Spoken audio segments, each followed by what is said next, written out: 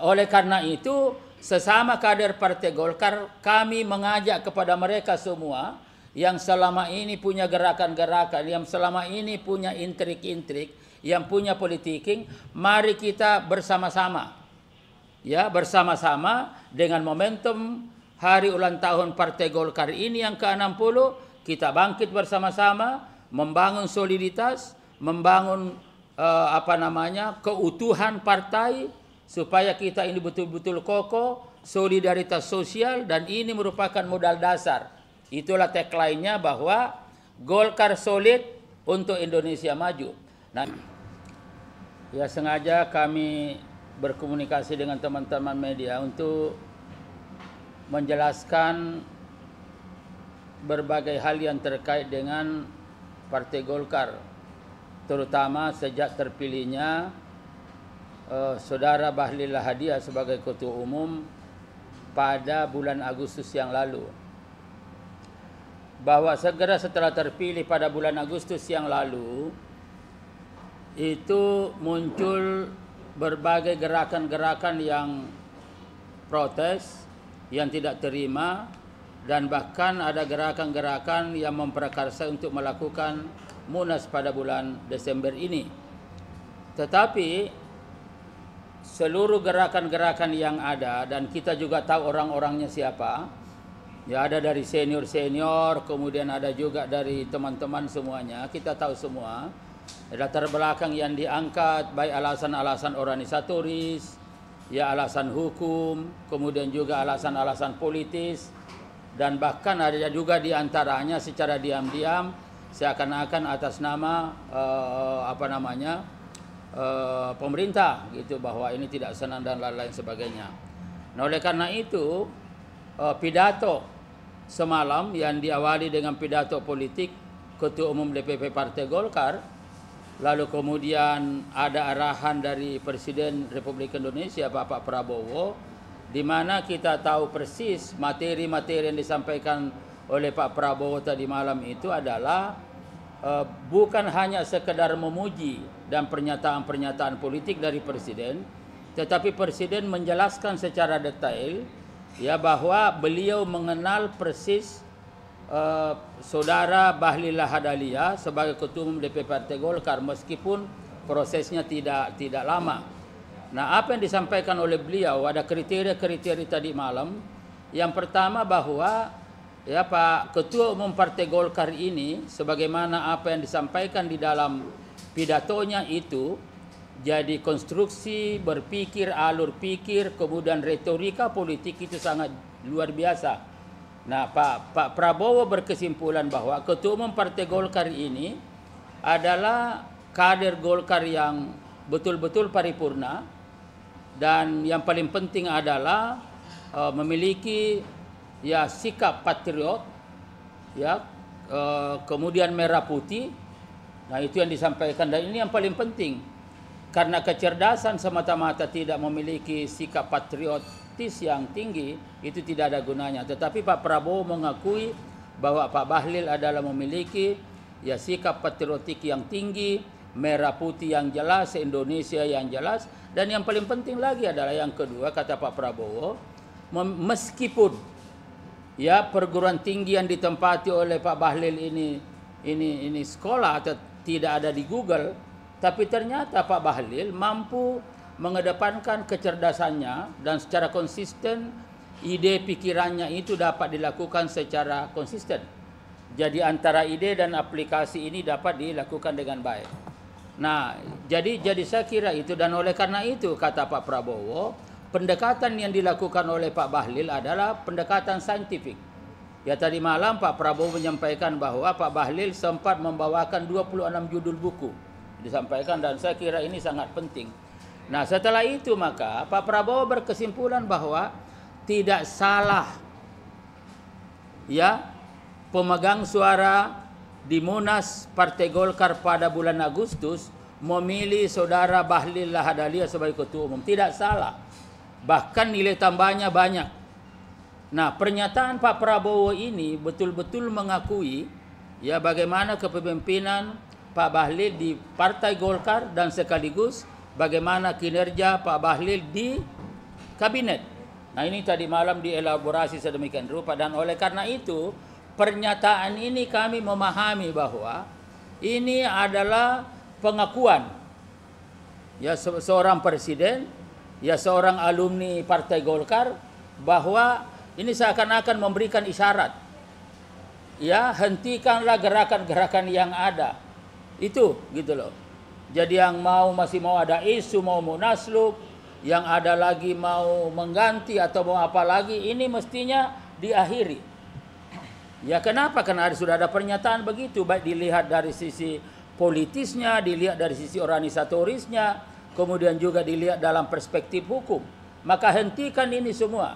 Dan oleh karena itu kami, ya saya selaku ya salah seorang wakil ketua umum, dan juga ini saudara Amanso ini adalah dari salah satu pengurus DPP, dan mestinya tadi beberapa orang itu ingin menyampaikan kepada siapapun yang masih mau melakukan gerakan-gerakan intrik-intrik, politicking, kami menanggapi bahwa itu sudah tidak memiliki niat yang baik terhadap Partai Golkar.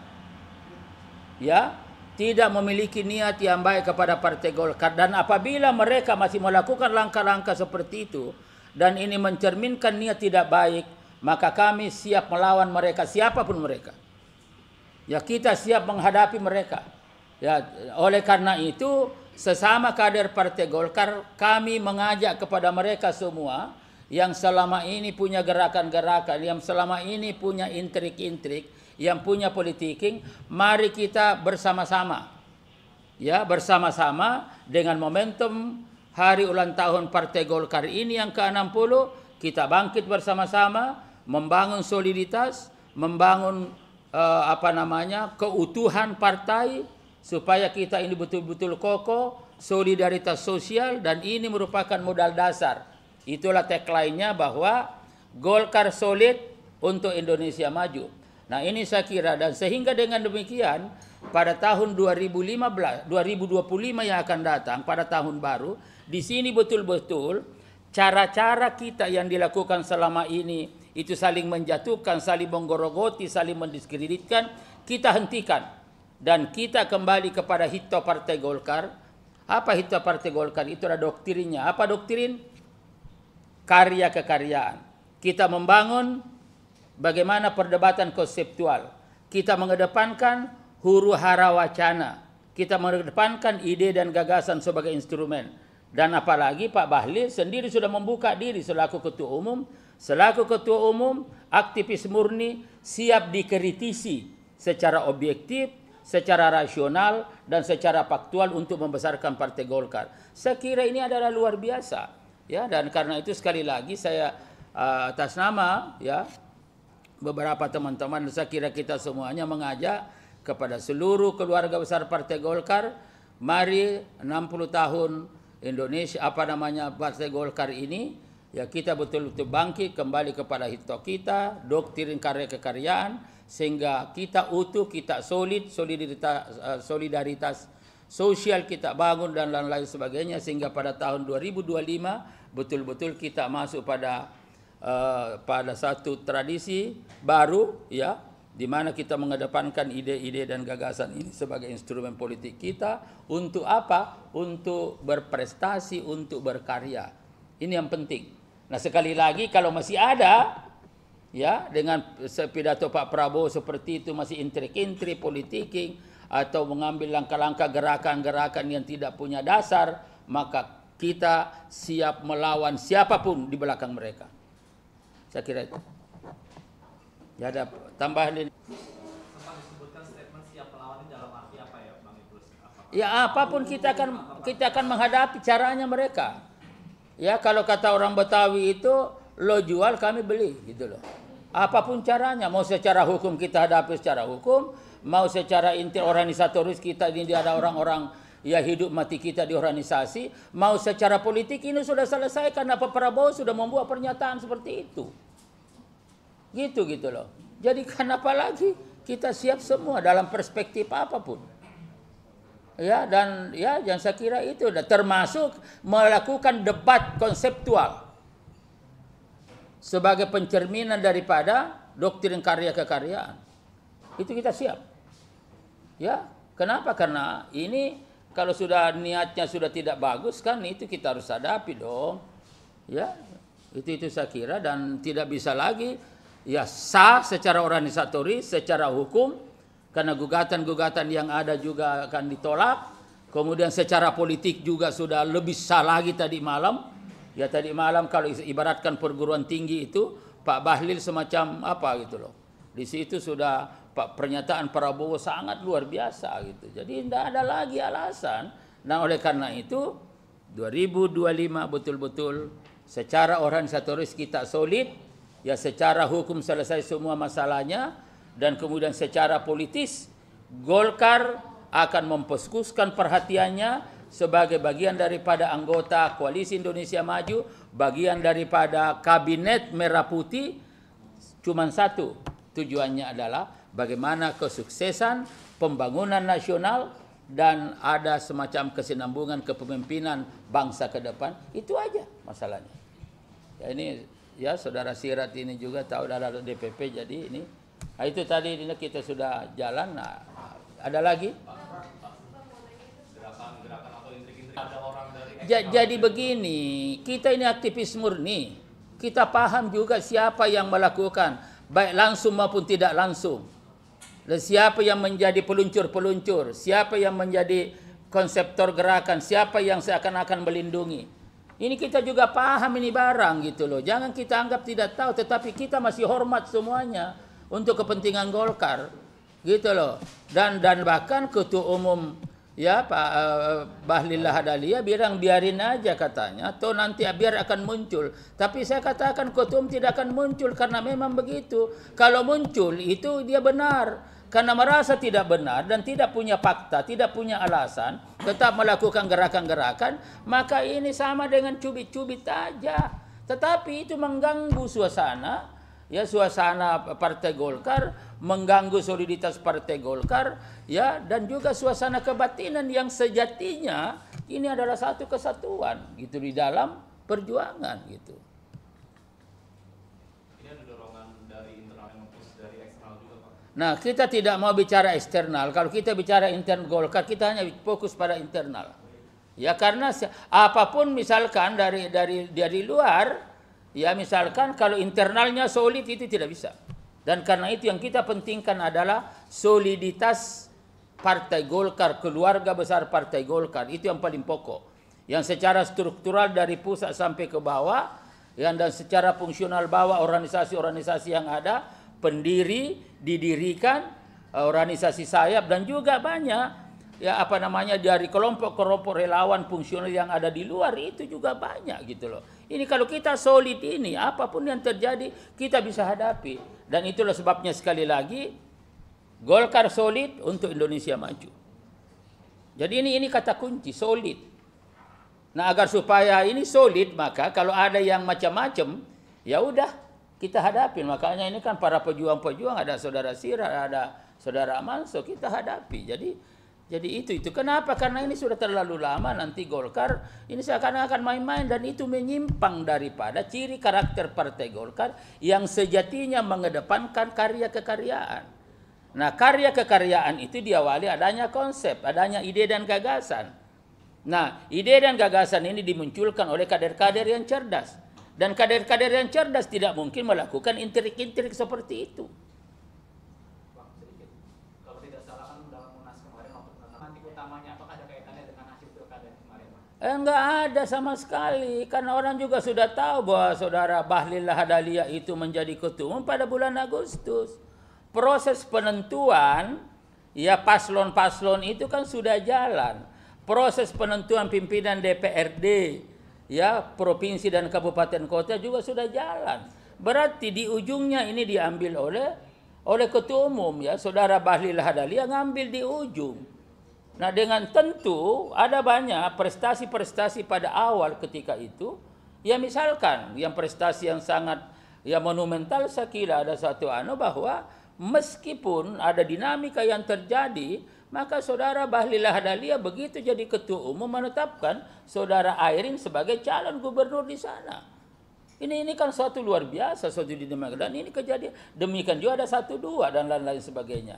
Ya kita jangan berpikir kalah atau menang, tetapi ada proses politik yang secara organisatoris internal Partai Golkar terjadi sebuah dinamika, dan Saudara Bahlil Lahadalia sebagai ketua umum itu mengambil kebijakan, mengambil ketegasan dan berpihak kepada kader-kader Partai Golkar. Ini yang penting gitu loh. Ya jadi nah lalu kemudian setelah itu kan ada yang ngajukan gugatan hukum. Ya di PN Jakarta Barat, ada dari Petun dan lain-lain sebagainya. Ini kan terjadi itu. Ya jadi nah sementara alasan-alasan yang dikemukakan secara organisatoris tidak mendasar. Ya secara hukum juga tidak faktual. Dan secara politis dimainkan. Gitu loh, secara politis dimainkan. Nah kalau sudah bicara secara politik, mestinya tadi malam sudah selesai. Dengan pidato Pak Prabowo seperti itu. Itu loh. Jadi karena kalau ini sudah selesai secara politis, alasan apa lagi yang bisa diangkat untuk membuat intrik-intrik, untuk membuat politiking, untuk membuat satu langkah-langkah yang justru patut dicurigai tentang niat baiknya terhadap kemajuan Partai Golkar. Gitu loh. Jadi saya kira itu yang paling pokok ya. Ayo.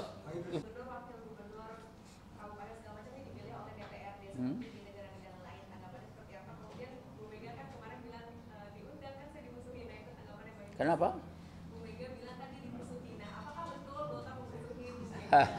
Jadi saya kira begini kan sudah jelas clear tadi malam. Pidato Ketua Umum DPP Partai Golkar, perlunya penataan sistem demokrasi kita. Bahkan sebelum itu di internal Partai Golkar, ya Pak Bahlil juga sudah menyampaikan bukan hanya itu. Kita juga akan melakukan penataan sistem ketatanegaraan kita. Bagaimana misalkan hasil amandemen 4 tahap itu. Ya pada awal-awal reformasi yang sekarang ini banyak menyadari bahwa secara substansial hasilnya itu adalah lonjong, tidak bulat dan tidak mencerminkan format. Format seperti apa? Format yang mencerminkan nilai-nilai budaya kita, yang asasnya Pancasila itu, falsafah Pancasila, asas kekeluargaan, atas kegotong royongan, solidaritas sosial, kebersamaan dan lain-lain sebagainya.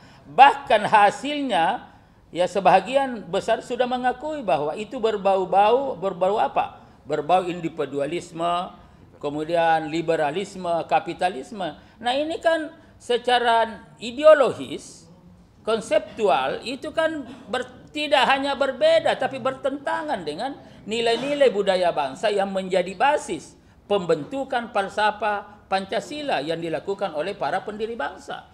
Nah kalau begitu masa kita biarkan. Nah oleh karena itu kata Ketua Umum ini pun kita lihat jadi penataan sistem ketatanegaraan, kemudian sistem demokrasi, ya kemudian juga sistem pemerintahan. Sekarang presidensial seperti apa jenis kelaminnya kita? Kan sekarang, dan kita juga tahu semua secara konseptual, ya parlementer lahir di Inggris. Ya kemudian misalkan presidensial di Amerika. Lalu Indonesia seperti apa?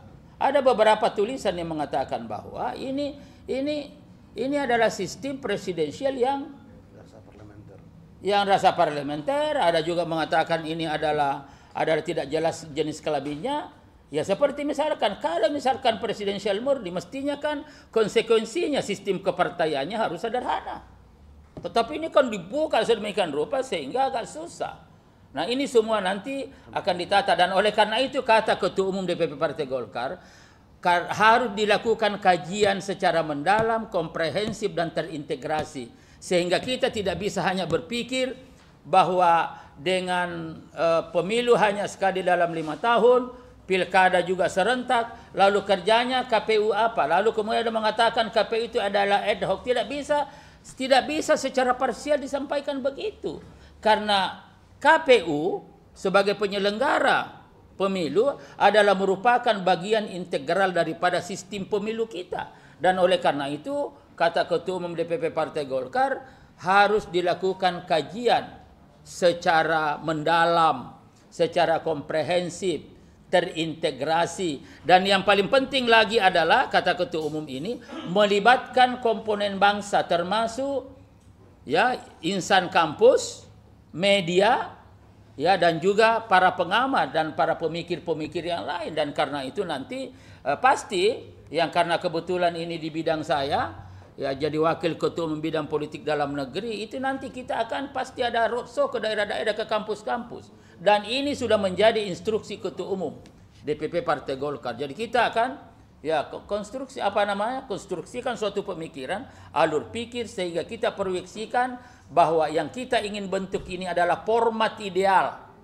tentang demokrasi kita yang mencerminkan nilai-nilai budaya kita, kemudian tentang sistem pemerintahan kita, tentang sistem pemilu kita yang ideal seperti apa. Nah, lalu tadi malam disetujui langsung, direspon langsung oleh Presiden.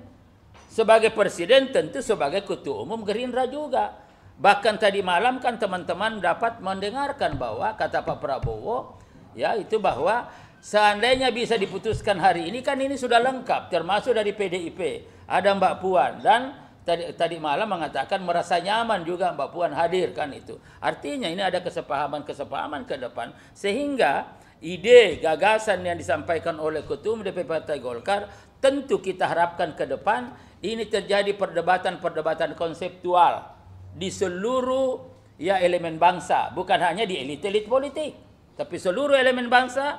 Dan untuk itu sekali lagi Pak Bahlil sudah menginstruksikan kepada kami untuk membuat konsep ya secara menyeluruh tentang hal ini, dan siap untuk kita sosialisasikan ya kepada seluruh elemen bangsa dimanapun, utamanya di kampus-kampus, di insan-insan media dan lain-lain sebagainya.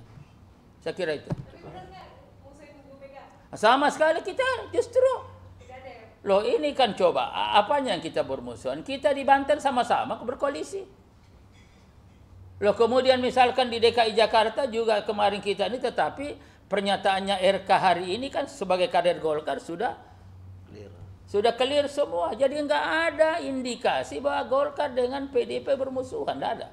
Ya bahkan berteman tadi malam rombongannya PDIP ada, coba kita lihat. Yang mengawal Mbak Puan ada Mas Arya, kemudian ada Gubernur siapa? Oli Dondo Kambe, kemudian ada lagi yang lain-lain. Ini kan luar biasa. Nah kalau begini semua berarti kan ada sebuah kemesraan. Dan juga ketika saya jadi ketua koalisinya Pak Prabowo waktu itu, di koalisi Merah Putih, dan lalu kemudian Ibu Mega sebagai ketua Indonesia Hebat, itu saya 6-7 kali saya ketemu. Padahal ketika itu kami berada pada partai-partai oposisi. Tetapi kita ketemu, kita diskusi, dan lain-lain sebagainya. Dan ada kesepakatan politik yang mendasari ya pemikiran-pemikiran yang dilanjutkan teman-teman di DPR. Jadi tidak ada masalah dari dulu semua itu. Ya. Apalagi? Bang, lantas konsekuensinya bagi pihak-pihak yang melakukan intrik itu apa adanya agenda hari ini sekaligus masih membuka, Golkar masih membuka pintu tobat gitu bagi orang-orang yang... Bu, semua jangankan kader-kader Golkar, orang luar pun yang mau masuk Golkar kita terima kok. Apalagi teman-teman, dan itulah sebuah proses politik. Itulah sebuah dinamika politik, ada komunikasi. Boleh jadi selama ini komunikasinya kurang bagus. Makanya instruksinya Ketua Umum Pak Bahlil Lahadalia mengatakan, cobalah aja bicara dengan teman-teman masalahnya apa. Ya kita terbuka bicara dengan siapapun. Tetapi setelah kita bicara menjelaskan bagaimana niat baik program kita ke depan, yang Ketua Umum kan sudah membuat suatu program umum 5 tahun ke depan, baru dibagi per tahun-tahun. Itu Pak Ketua Umum sudah membuat itu dalam pikirannya itu. Nah ini yang kita komunikasikan kepada teman-teman. Masalahnya apa? Nah tetapi setelah kita komunikasikan dan tahu masalahnya, lalu kemudian tidak mau tahu, nah tentu nanti yang bicara adalah Wakil Ketua Umum yang membidangi hukum. Yang akan bicara nanti adalah Wakil Ketua Umum yang membidangi kepartaian. Jadi yang membidangi hukum itu adalah Saudara Adis Kadir, yang membidangi kepartaian itu adalah Pak Kahar Muzakir. Jadi ini semua, jadi kita serahkan semua. Gitu loh.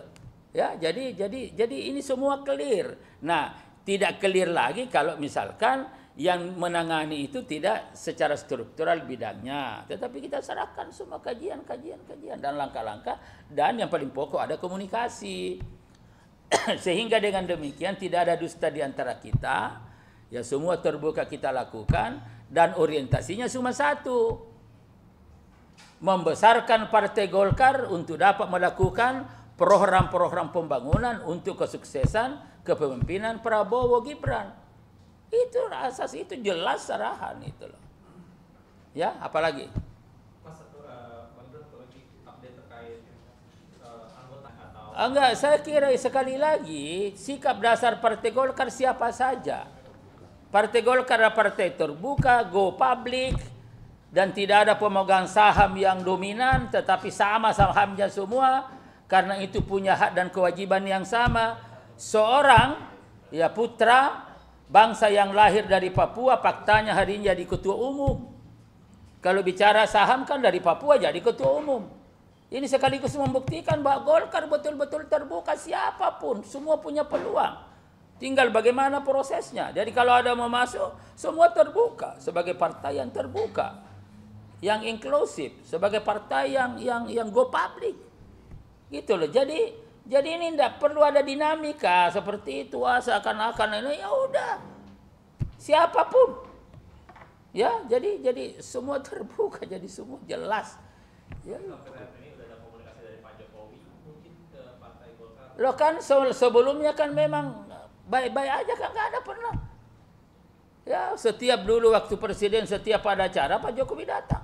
Sekarang ini komunikasi juga tetap seperti biasa dan lain-lain sebagainya. Jadi saya kira nggak ada sebuah dinamika yang perlu tetapi ya tinggal ya tentu kembali kepada siapa misalkan. Ya, misalkan Pak Jokowi bagi Golkar sekali lagi nggak ada masalah semua. Saudara sekalian, sebelum ini pidato tadi itu ketua umum di internal sudah menginstruksikan perlunya dilakukan ya begini cara berpikirnya. Berdasarkan fakta-fakta yang ada bahwa ternyata sistem kita ini itu menyisakan banyak masalah. Salah satu di antaranya kita bicara tentang sistem demokrasi. Ya, ini ternyata ini demokrasi ini sangat mahal. Dan perlu proses panjang. Ya, menyita banyak energi dan lain-lain sebagainya. Jadi seakan-akan hanya kita ngurusin begitu. Nah, apakah seperti itu? Lalu Ketua Umum DPP Partai Golkar menyatakan bahwa demokrasi pada hakikatnya adalah sebuah alat, instrumen, bukan tujuan. Tujuannya apa? Tujuannya adalah sebagaimana yang tercantum di dalam alinea keempat Undang-Undang Dasar, pembukaan Undang-Undang Dasar. Salah satu di antaranya adalah mencerdaskan kehidupan bangsa, memajukan kesejahteraan umum. Kan itu kan tujuan. Jadi nah kalau begitu berarti bagaimana kita evaluasi instrumen ini seperti apa? Misalkan pemilihan gubernur, wakil gubernur, bupati, wakil bupati, lalu wali kota, wakil wali kota dilakukan secara langsung. Nah, kita kembalikan di dalam Undang-Undang Dasar 45. Di dalam Undang-Undang Dasar 45, baik yang asli maupun yang sudah ini, kan di situ tidak disebutkan langsung. Iya kan? Hanya kan diambil secara linear dari pemilih Pilpres dan lain-lain sebagainya. Nah, oleh karena itu nanti ada pilihan-pilihan, ada simulasi. Ya, ada simulasi tentang formatnya seperti apa. Gimana sih kalau langsung? Lalu kalau misalkan kembali kepada DPRD misalkan seperti apa? Lalu posisi gubernur itu adalah merupakan perpanjangan tangan pemerintah pusat. Ini kan semua posisi-posisi ini harus dilakukan pengkajian. Dan sekali lagi proses pengkajiannya melibatkan. Ya, jadi Golkar nanti akan secara proses ya, ini Golkar akan keliling dan ini sudah diminta oleh Ketua Umum Partai Golkar untuk itu. Cukup lah ya. Ya, cukup ya.